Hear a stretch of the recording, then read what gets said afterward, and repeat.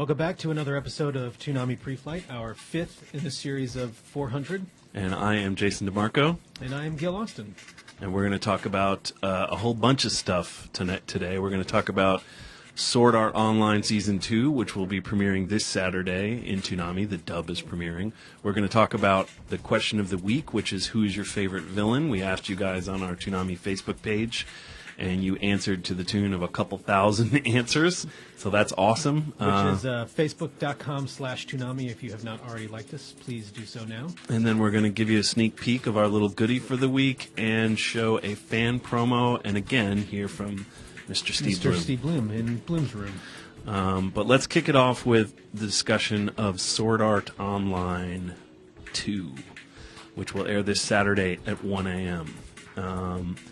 So before we talk about Sword Art, why don't we just we showed the promo last week, but let's just refresh everyone's memory. Sure. If you weren't watching last week, you missed out on a great birthday episode, but the good news is you screwed up. See, it's over. The Sword Art 2, Sword Art Online 2 promo. Yeah, let's check that out. 4,000 people died in Aincrad. It's been a year, and finally, those memories are starting to fade.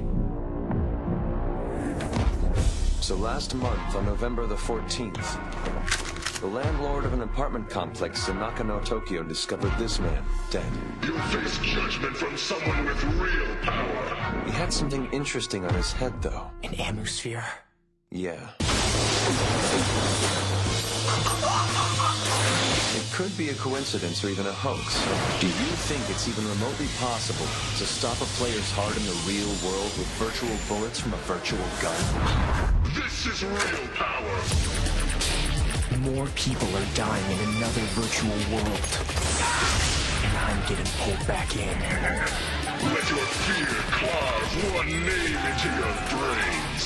The name I share with this weapon, Death Gun. It's like someone doesn't want me to ever forget. Link start!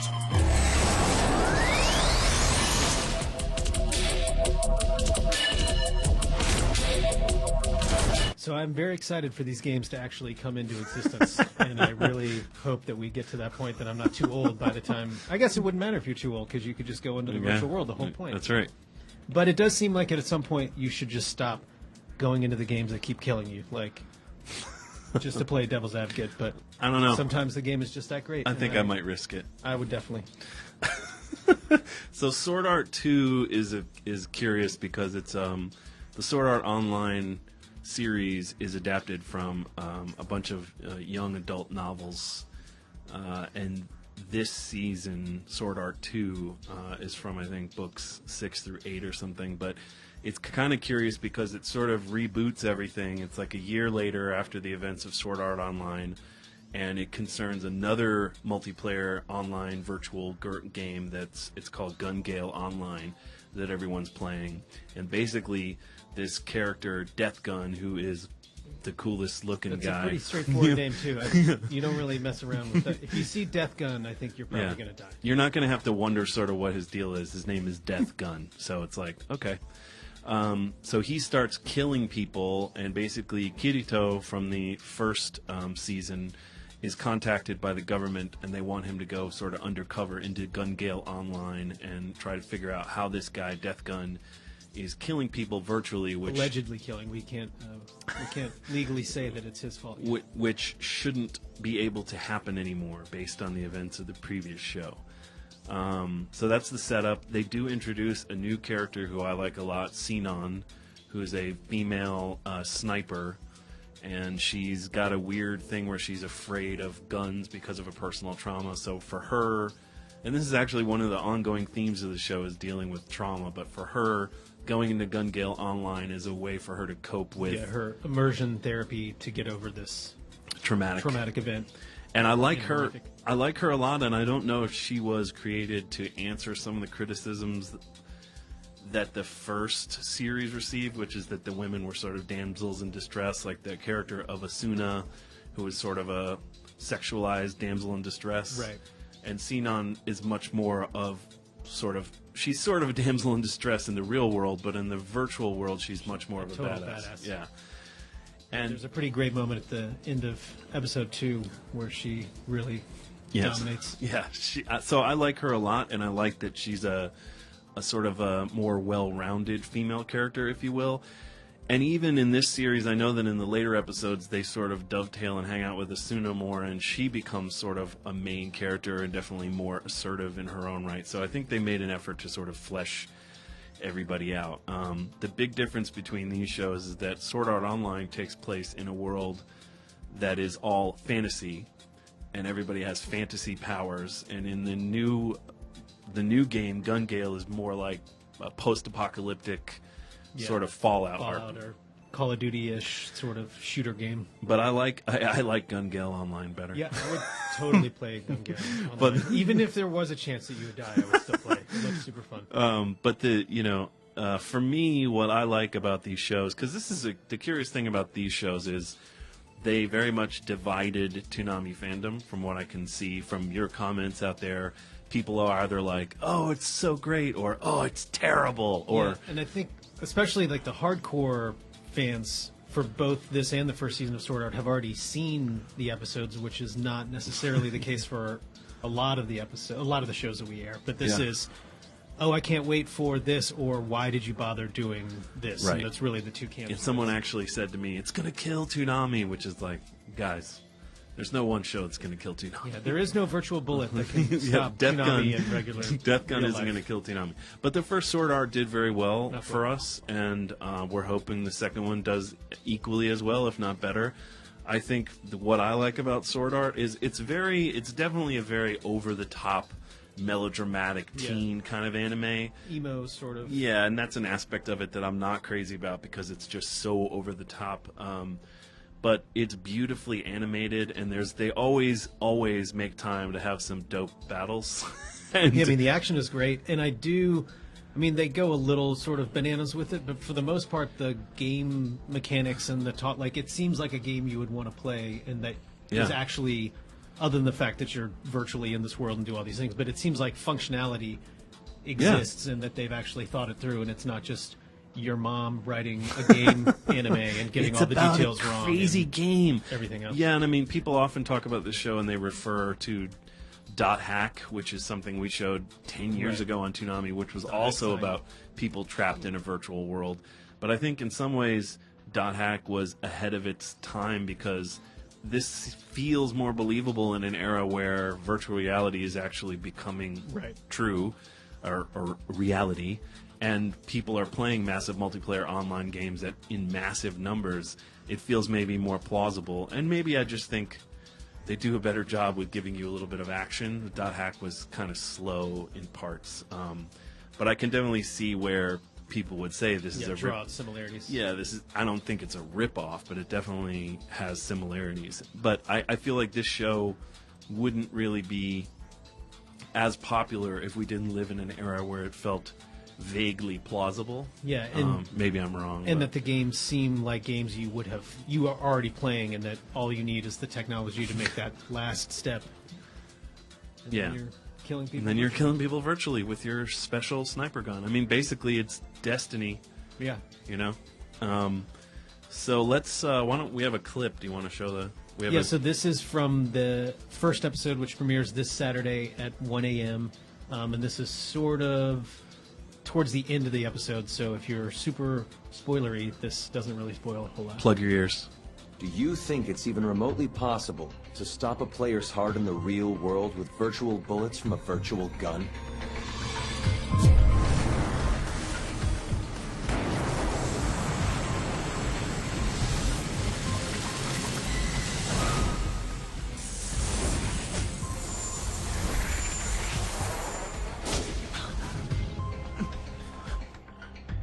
No, I don't think so. But hypothetically, let's say this death gun did send some kind of killer signal to Zexseed and that Tarako guy's ammo spheres. What would it be? Could the sensation of a touch stop a heart? Maybe a taste or smell? A sight, a sound? Or some other sensation? Huh? Okay, whoa. You already thought of this, haven't you? Oh, I get it. You and your team can't figure it out, so you invite me for coffee to pick my brain? No, what are you talking about? I'd never do something like that to you, honest. We're done. We're done. We're done. Classic. Kirito seemed very upset for a lot of different reasons in that clip. Not a whole... They seem to be conflicting interests. I guess he's just really doesn't want to relive all the death and horror that he went through before, but... Yeah. I mean, when the government calls for you to go into a virtual game and figure out who's being killed, I think you got to step up. Even if you've already done it, it's time to do it again. Yeah. You're like... You're the best for a reason. I got to shovel that snow again. God. So that's it. Sword Art 2 premiering this Saturday at 1 a.m. At 1 a.m. Yeah. So let's move on to the question of the week. Which is, who's your favorite cartoon villain? And villain is one of those words that, when spelled correctly, I always think is incorrect. Villain. Villain. I always think it should be I-A-N, and I've put it wrong on air before in past lives of Toonami. But anyway, be that as it may. So you guys commented on our Facebook page and on the Adult Swim Facebook page and let us know what your favorites were. And before we get to your favorites, we're going to talk more importantly about our favorites. Specifically, your favorites to start. We'll start with the mine. most important. Jason's favorites. So I have 3 that I want to talk about. I think one of them is going to be obvious to anyone who knows me even a little bit, but we're still going to go through this exercise. I love villains. Villains are usually my favorite part of any show. I believe in catharsis and enjoying watching people be mean so that I am not mean. And I also think villains it's not working. I also think villains are usually more interesting. So the first villain I want to highlight is Shishio from Rurouni Kenshin. Shishio is another manslayer like Hitokiri Batosai. He came after him and basically is double-crossed by the government, by the Meiji government, and they burn him alive, and so he walks around with bandages on, basically wanting to rule over everybody and take revenge on anyone involved with what happened to him. He has a code, but he's sort of a sociopath, so his code is more like, I told you not to step over that line, so now I'll cut your head off. It's not like a code that might make sense to everyone else. Sure, and Anton Chigurh. Yeah, I mean, he's probably as good as Kenshin at fighting, if not better. And basically his powers are he has no sweat glands, so somehow he overheats and bursts into flames if he fights too much, which is kind of stupid but awesome. That's also the way I fight. The coolest thing about him, the coolest detail, is that his blade often lights on fire because it's been soaked in the blood and fat of his enemies, so he can just light his sword on fire because it's coated in the fat of people he's killed. But I have more to say about Shishio, but for now, I'm going to show you guys a clip that for me illustrates one moment of why he's such a badass. Stop this! There's no point in going any further! Because of the severe burns he has all over his body, he cannot fight for an extended period of time. He can't go on any longer. He's already gone past that limit. Isn't this enough? Himura, show mercy. He's suffered enough. I beg you.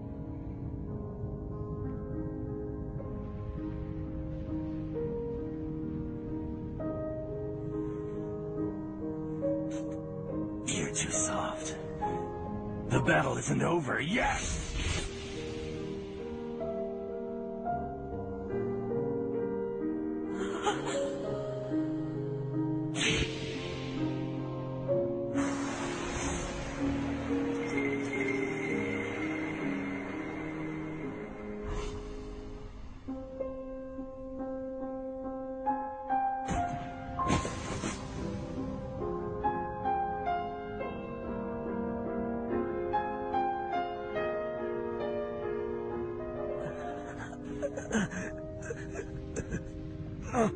Makoto, Shishio, I can't believe you were willing to go to such extreme lengths just to win when doing so meant betraying your love.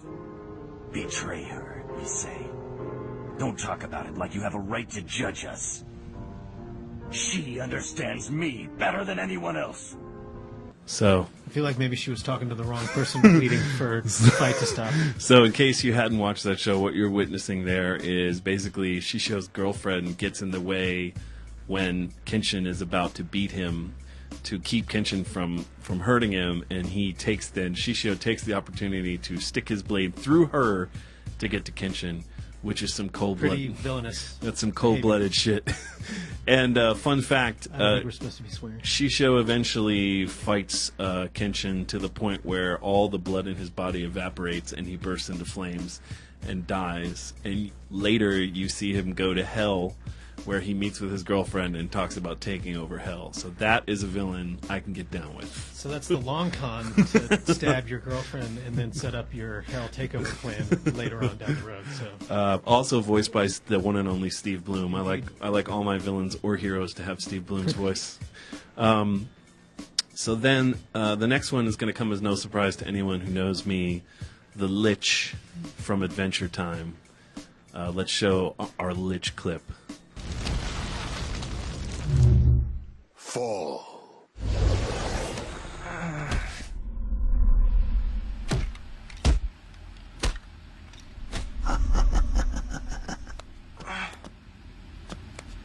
You are alone, child.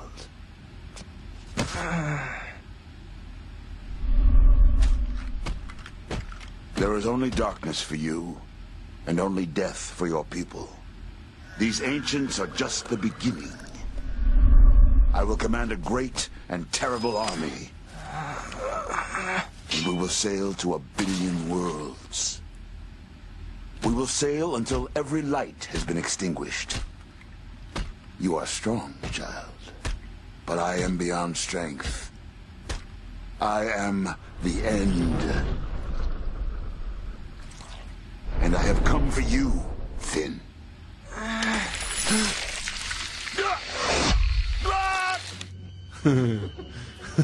war never ends. So yeah, I love the Lich because he's just, one thing I love about the way they treat him in Adventure Time is he's just never anything but totally terrifying. And what you just saw was the last episode before the Lich got sort of turned into, through good magic, I guess, got turned into a little baby Lich, which actually we just discovered, if you're currently watching the show, that the true Lich still resides in the baby Lich, and I think very soon will be coming out. But what I love about the Lich is he's just single-minded. You don't really know the origin story of the Lich. Is you know that in some way the Mushroom War created him, but you don't know how or why. I think it's sort of that he's possessed a human. Like, he's just, you get the idea that he's existed for thousands of years because he keeps talking about thousands of monsters before the light there was darkness and all the monsters lived in the darkness, and all he ever wants is to destroy all life, period, straight up. And his downfall is always that he doesn't take people seriously, but he's done horrible stuff like killed Prismo. He's done, he's done all kinds of horrible things. So it's always pure luck that the good guys get away with getting rid of the Lich. But also my favorite is when he killed Billy the hero and wore his skin to fool Finn, which is pretty much some cold-blooded shit. So I was going to ask why the Lich became your Twitter persona, but I think you answered my question preemptively through your description of why you like the Lich. But I remember you saying, I think I'm going to change my Twitter persona to be the Lich, and all I could think of was, what? But it seems to suit you well. The reason I did it was because I was getting a promotion at work at the time, and I thought it would be funny if I was promoted to being Lich. A pure evil being. And I just had a lot of fun pretending to be the Lich. So I'm a huge nerd, and the Lich appeals to me. Definitely my favorite villain right now, my favorite Adventure Time character as well. Do you have other Lich persona in life that appeal to you as well, or is it on Adventure Time? No, I've been a Dungeons and Dragons player. I've always loved Liches. The idea of an undead sorcerer who's extending their life through the use of evil magic is completely awesome. The Lich himself came from, I believe, was inspired by the character from the Black Cauldron, which is from a series of books. So Liches have been around forever in lore, and I've always thought they were hilarious and awesome. Probably not their original intended purpose, but great nonetheless. So then my final one is the best. Also not a surprise. Is this the ultimate not a surprise? Maybe, probably. Okay. So my final favorite villain is Shah Aznable from Mobile Suit Gundam, from the Gundam Universal Century timeline. Shah is the main antagonist for Mobile Suit Gundam. He then becomes sort of a friend, anti-hero friend of everybody in Zeta Gundam, and then in Shah's counterattack, he comes back as a sort of pure villain. But he's the archetype for the bad guy in any Gundam. And I'm only going to show a short clip here from Shah's counterattack because it makes me laugh. So here's a little bit of Shah at work. I came to laugh at you. So in Shah's counterattack, basically Shah is going to drop. He feels that humanity has not pushed itself forward enough to evolve. He's sort of a new type. Amuro is a new type, which means they have psychic abilities. They've kind of evolved beyond sort of normal humans. He feels humanity is stagnating on Earth, which is a polluted kind of backwater. So his solution is to drop asteroids on the Earth and make it inhabitable by killing millions of people and forcing everyone to move into colonies where he thinks they will evolve. Pretty basic city planning. So the thing with Shah is he's what I like about him is he joins up to get revenge on the Zabi family who killed his father. His father was the guy who created Zeon, and who he ends up, which he ends up representing. So he joins up basically in a Count of Monte Cristo style to become friends with the Zabi family who had his father killed and kill them. Then he meets Amuro, and then he and Amuro sort of have a constant, they're always circling each other, always dueling. The thing that I like about Shah is he never has equipment that's up to snuff, but he's always so good at what he's doing that he's a huge threat regardless. So Amuro will often beat him, but Amuro always he's more developed as a new type, and his Gundam is always the biggest, most badass thing. Shah is always using just a standard sort of modified Zaku or Gelgoog or Neon, ship of some kind, Zeon ship of some kind, but he's so good that just his pure skill makes him somebody that not even Amuro can really test, you know what I mean? That even Amuro has to worry about it. Yeah. So I really like him. I love that he's got this revenge backstory, and I love that he wears this stupid mask and is smooth as hell. So I will always love Shah. He's definitely one of my absolute favorite villains. So that's it for my faves. Do you have any Shah opinions? I'm a fan. Yeah, I like that. I like the gentlemanly nature of Shah.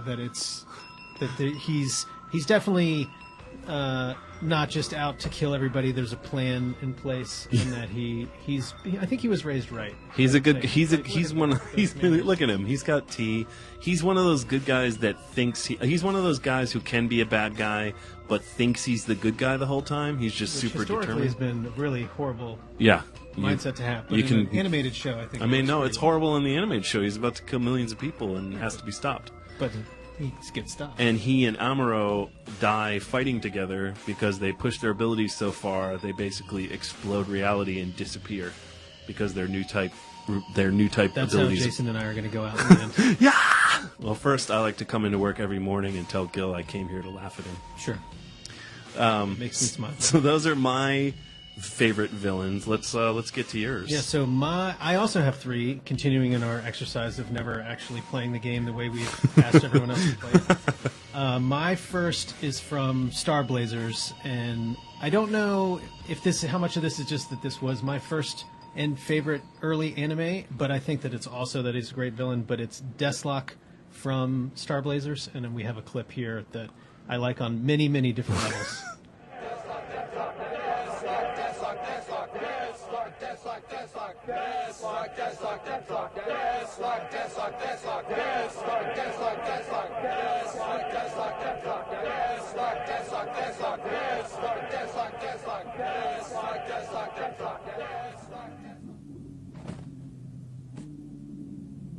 Well, let's get on with it. Yes, Your Highness. The Star Force left Earth 54 days ago. That's Earth time. They seem to have a plan. What it is, we do not know. Tell me what you do know, Crypt. When they got to Mars, they achieved the impossible. They went beyond the speed of light. And using a new weapon called a wave motion gun, the Star Force broke our line at Jupiter. A new weapon, you say? Yes. There was nothing we could do. They have a great deal of power, sir. Then you're telling me, Crypt, that they defeated us. But it is only temporary, sir. Now that they have left their solar system, we have them at our mercy. Indeed. Yes, sir. We have found a way to defeat the Star Force. Here along the 20th meridian, we've planted hundreds of our new Deathlock space mines. Deathlock space mines? You do me great honor, Talon. Thanks to your leadership, the Star Force will find they've gone beyond the speed of light, only to be defeated by the Deathlock space mines. I'm glad you've arranged this little entertainment for us. It brightens an otherwise dull evening. Now let us all drink a toast. A toast to the Star Force's last night in space. That's very good, Leader Deathlock. It's too bad they'll never know of your great kindness.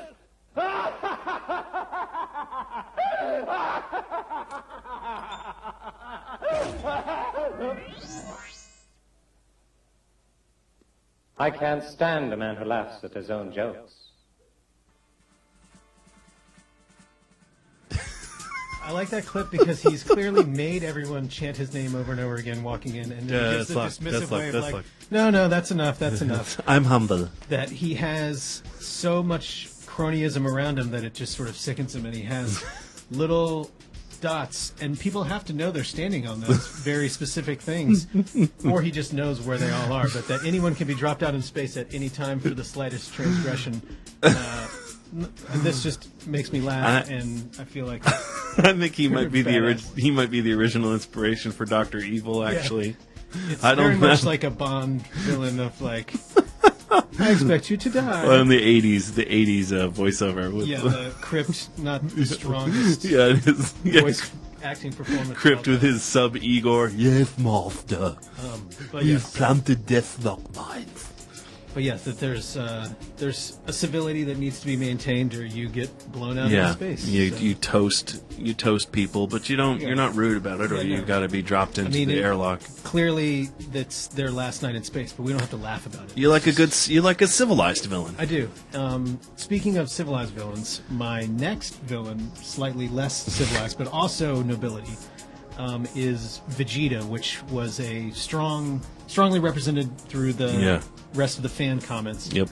Everyone loves Vegeta. And like Char and Deathlock, Vegeta starts off as a villain and then eventually makes the turn to sort of anti-hero, and then there's always sort of that moment of like trying to find the way out. It's like a side angle to come back at it. But this first clip that we have for Vegeta's early on in DBZ, we played sort of around this when we were talking about Kai a few weeks ago, but I think that this pretty much sums up Vegeta's villainosity. Villainous appeal. Yes, that. Vegeta, please, help me.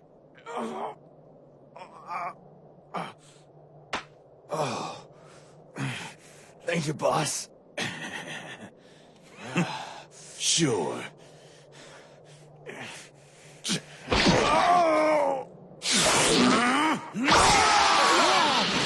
What's wrong with you?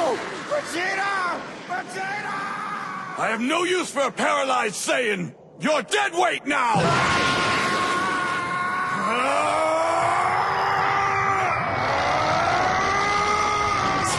Wow! What power!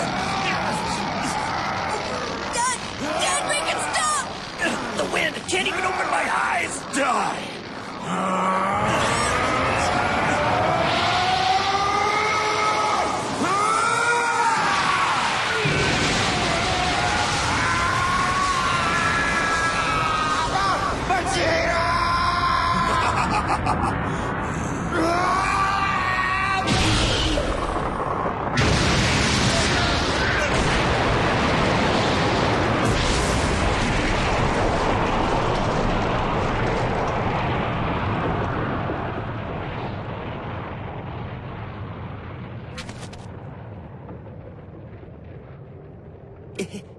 He's psycho!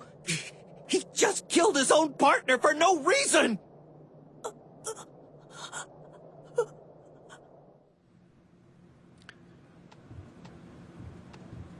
So yeah, once again, I guess maybe the willingness to sacrifice your own men as a leader classifies yourself as a villain in my book. Well, he wasn't willing. He did that. Wasn't even that. He wasn't willing to sacrifice him. He just straight up killed him for fun because he just was annoyed that he couldn't get the job done. He wasn't like, I know you might die. It's the wave after wave of your own men. That you don't really think about it as a strategic move. It's just taking out the trash. The only thing I think that would make that better is if somehow when he takes Raditz' hand, he just touches him and he explodes, and it was just over with that. But I think that Vegeta, well-documented villain. I don't think. Yeah, I mean everyone loves Vegeta. I think people love him because he turns into a good guy, but retains his edge. You know that you always know. I think people, and this is a good thing that anime always does. They have heroes that can, something that when we were kids, one of the things that drew us to anime was that the heroes will have complex feelings and emotions. They'll go through changes as people. You know, when you watch a lot of American cartoons, the bad guy is the bad guy. Like, the white hats and the black hats. Yeah, when we were kids, Lex Luthor was never going to be anything but totally evil. And it was fascinating to see someone like Shaw or Vegeta who start out evil but see the error of their ways and try to sort of mend it, but always have that edge of like, look, I've done messed up stuff and I could be capable of... Yeah, it's as soon as we team up and take care of this other guy, I'm coming back for you mentality. That I think. The enemy of my enemy is my friend. Exactly. I think that's why Vegeta has such a lasting power, because he is a scary badass, but he joins up with the right cause eventually. Yeah, and does hilarious things. So my last villain is from Cowboy Bebop and is vicious, and hilarious is probably not the right word to use to describe vicious. This is more just cold-blooded psychopath behavior. So this clip is from the ending arc, The Real Folk Blues. So if you're one of the 7 people who have not seen Cowboy Bebop, avert your eyes. Spoiler alert. Now. Spoiler alert. Sorry. Her name is Julia. Someone's trying to kill her, Spike. They're after her. Hey, Jet. I'm ready to take off.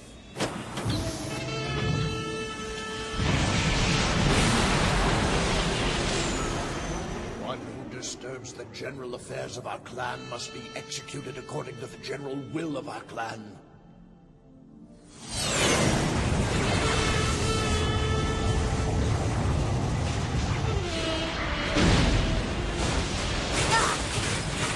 Taking off too! You can't. One of your main thrusters is totally shot. Same difference if we go down with the ship. You may leave final words. Or you may bequeath your possessions. Nothing.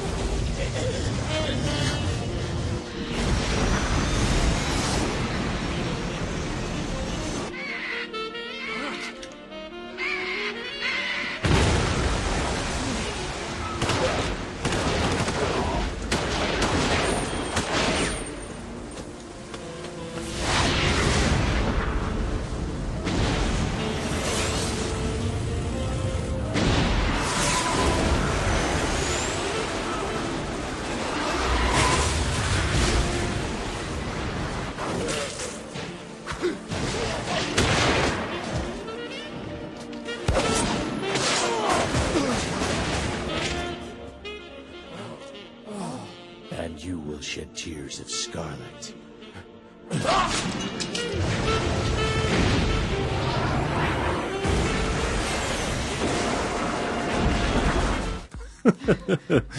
So yeah, Vicious, clearly Vicious. I think that name is fairly... That's a great name. It's a great name, and I like him. He's like a dark Spike. Yeah, I mean, I think that's sort of the whole point of the show, is that they're very much the same person, but two sides of the coin. And, yeah. I like that he's a sword fighter in a world of guns. Now You Will Cry, Tears of Scarlet is some pretty cold-blooded last words to hear before your eyes get cut out. Yeah, you're also a relatively civilized thing to say. Yeah, I think it's, you like your villains civilized. You've been working for the Syndicate for a while. There's a certain amount of decorum that must be you maintained. You don't like the leadership that's in place now, but there's still rules that need to be placed. So, anyway.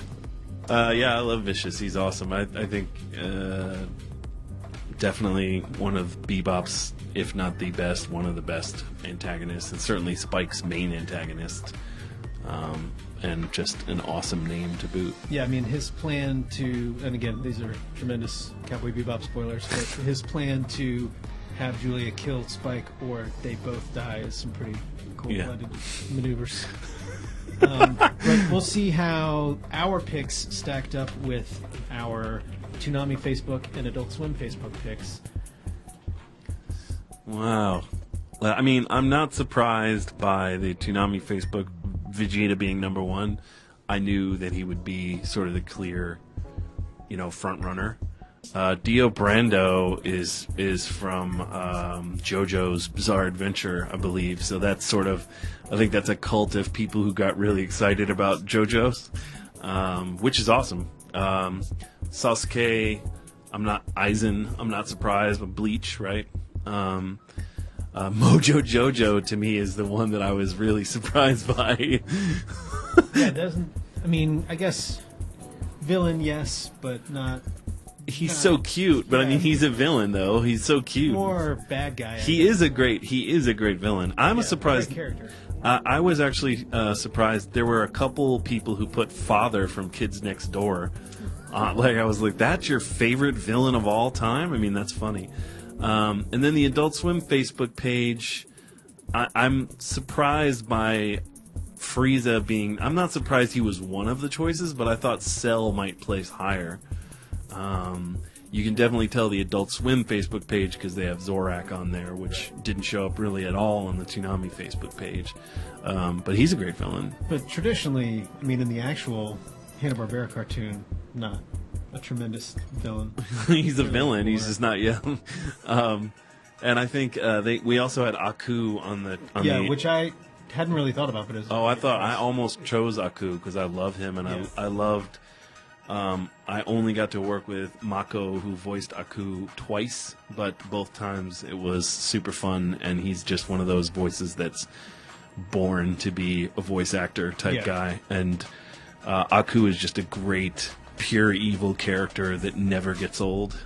I tend to like the pure evil characters, the ones that just there's no hope of. I do like characters like Shaw who can change some level of redemption and are mutable, but I really do like characters like the Lich or Aku that are just... You appreciate the conviction. Yeah, I'm straight up evil. There's no convincing me. There's no bargaining with me.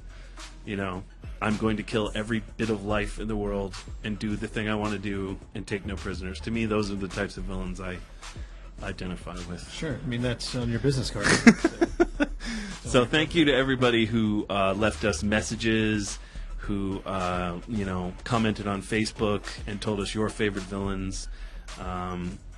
You guys continue to have an amazing response from all of you guys. So look for the next question of the week coming pretty soon, because I think you guys are going to enjoy the next discussion.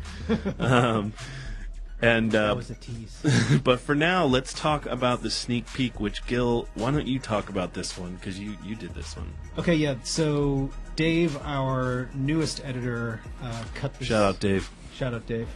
Or Facebook.com/Toonami. And we threw a curveball there at Vanessa the first lower third day, so it wasn't quite fair to expect that.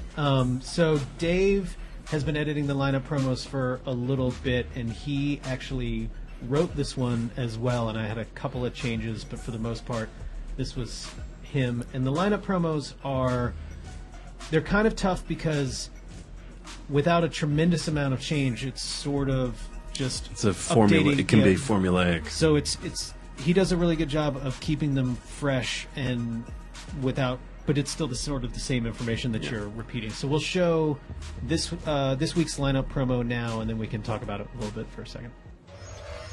Warning, the new lineup might melt your face off. And then punch it again and again. Are you the real deal? You wanna fight? Let's fight! Prepare to join this filthy orb in oblivion! DBZ Guy kicks off the night at midnight. Time for! Kill cuts in at 12:30. I challenge you, and I will crush you! It's gonna take a hell of a lot more than you to stop me! A new season of Sword Art Online is at 1. This is real power, real strength! Inuyasha and the gang move to 1:30. It's sensation. What is the sensation? Uncut Shippuden busts it up at 2. Come on! I'll kick your butt anytime and any place! And One Piece breaks it down at 2:30. Now what? Attack on Titan is back at 3 o'clock. Toonami, every Saturday night from midnight to 3:30. Think you can handle it? You're dead. I always love ending a promo with "You're dead." Yeah, explosion, you're dead. That's some classic Toonami promo cutting there. Do you remember back in the day when we couldn't show anyone shoot the camera? It was a general TV rule. Yeah, it was TNT live action was sort of was my understanding of how the S&P rule came around. Like they didn't want people tuning in and seeing real guns pointed. Yeah, I distinctly remember cutting a Dirty Harry promo, and there was one where he shoots at the camera, and they made me take it out. Like, no, you can't show someone shooting at the viewer. I do understand because it's a younger audience, but I mean it's still. It seems like guns, silly. It seems a little. Seems like silly. you're picking the wrong battle there, but before when we were on for a longer period of time in the night, the lineup promos were really perfunctory. It was basically this show, done. So now one of the advantages of being on for a shorter period of time is that the lineup promos have a little bit more time to breathe. You can have a little bit of fun in the middle. You can show some more badass action. There's a little bit more scripting involved. So that's... Yeah, I mean, we kind of do...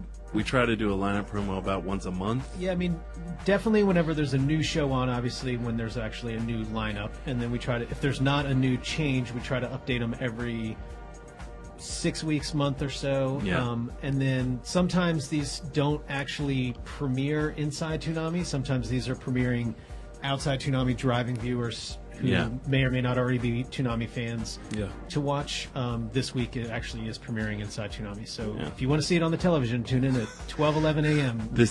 in the A break. These are the meat and potatoes type things that you have to do when you have a long-running block with multiple shows, just to tell people it's on. You actually don't see that many promos like this in the world anymore because there aren't that many blocks anymore. You know, something I thought about is there's not that many themed blocks of shows that you would have. You know what I mean? That used to be a much bigger thing, a themed block. It used to be even must-see TV or like, you know, that's going back to the 90s. But even in the last 10 years... Yeah, I mean, now that people are not sitting down... I mean, I think that is one of the... Adult Swim is one of the few networks where people tune in for their Adult Swim shows. Right. As opposed to your insert name of network here shows. Right. That you're just sort of a la carte watching... However, and then Toonami obviously is taking that probably a step beyond, where people definitely are tuning in to watch Toonami shows. At least we hope you are. Some of you are. We're happy for those of you who are. And we love you. Thank you. So cool. Yeah, that's just some, something we do a lot, but we thought we'd give you a little perspective on it. And then I would like to talk about our fan promo. And this I selected, and we can show it and talk about it a little bit. Yeah, this comes from Carter Kusner? Carter Kusner, and forgive us, Carter, if we're not pronouncing your name right, but he posted it to our Toonami Facebook page, where we will have a post every week asking for promo submissions, so feel free to submit your fan promos. People have asked, can it be any show, can it be any song? There are no hard and fast rules, but if you're using Bon Jovi and you're cutting it to a Spider-Man movie footage, we're probably not going to be able to use it. So I would say try to stick to anime, try to stick to shows that have been on Toonami, try to stick to Toonami music and or music that isn't, Britney Spears or something really popular, and you'll... What do you have against Britney Spears? Nothing. I like Britney Spears, actually. But she's popular, and we probably can't get away with using her music. So, those are the sort of very broad rules. Otherwise, do whatever you like. If it's good, it'll catch our attention. The reason this one caught my attention is because it is for a promo. It's a promo for the show Megas. And before you guys watch, just the voiceover is just, I think, Chris, forgive me if you did the voiceover yourself, but the voiceover is non-professional. Right. It's just somebody doing the best they can. Which is what our promos sound like when we do the best we can. Before we call Howard. Jason can do a slightly more passable job in his Scratch VO, just reading it out himself. Mine is fairly horrible to middling. You're not quite Deathlock, but you're not super. Indeed. I couldn't even do Deathlock. Indeed. But watch this promo. The pacing, the music, and the script really feels like a Toonami promo. You just got to get over the hump of hearing Chris's voice. So check this out. In the future, the humans are at war with the evil Glorft, fighting for the survival of planet Earth. If the Glorf capture Megas, any hope Earth has of freedom is lost. Their secret weapon, extra-large robot Megas, is sent back in time to prevent the fight. But things go awry.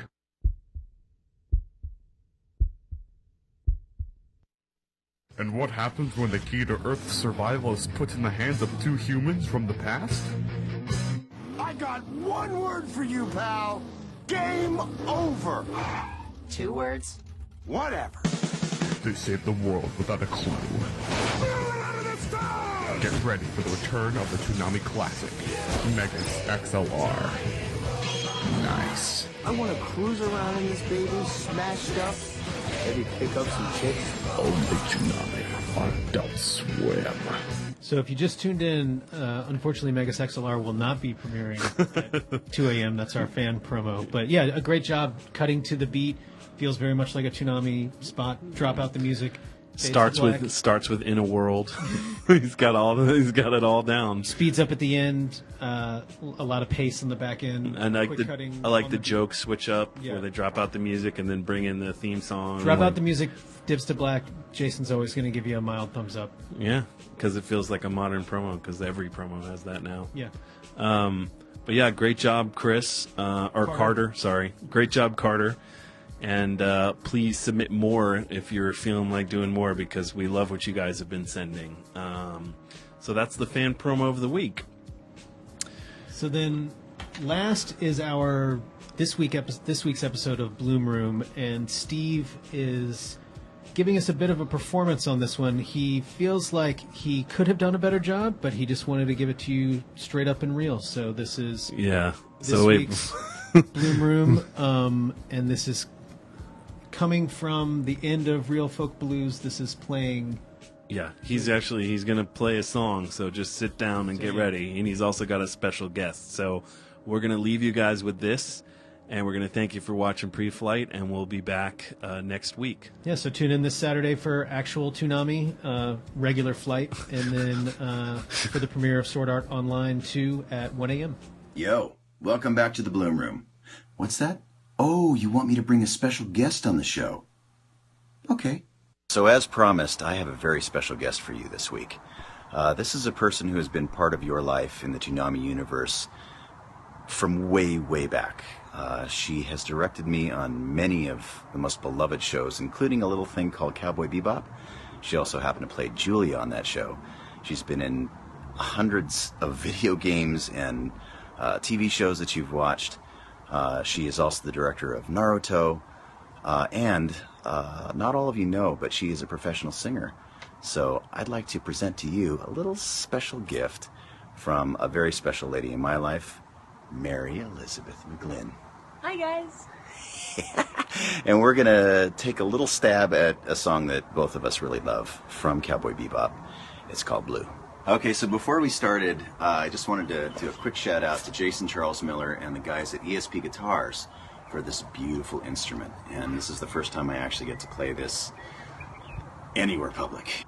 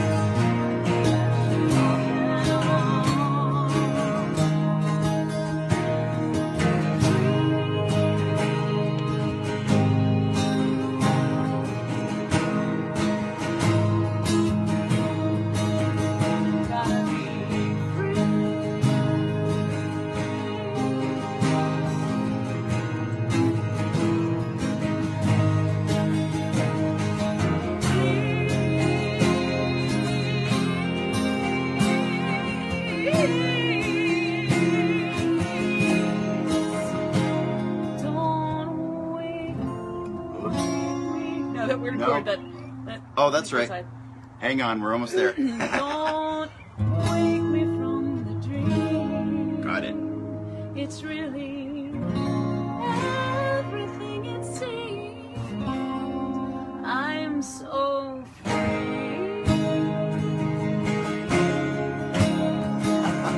No black or white.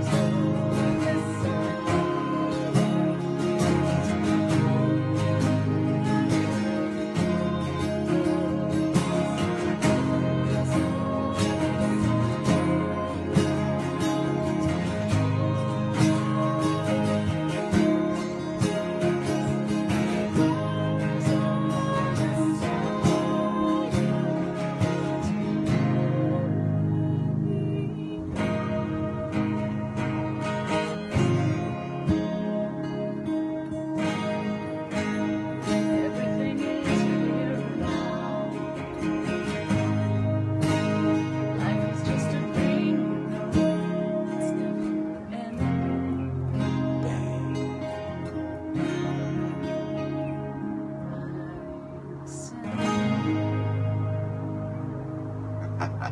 We're gonna keep that one. I don't care that I screwed up.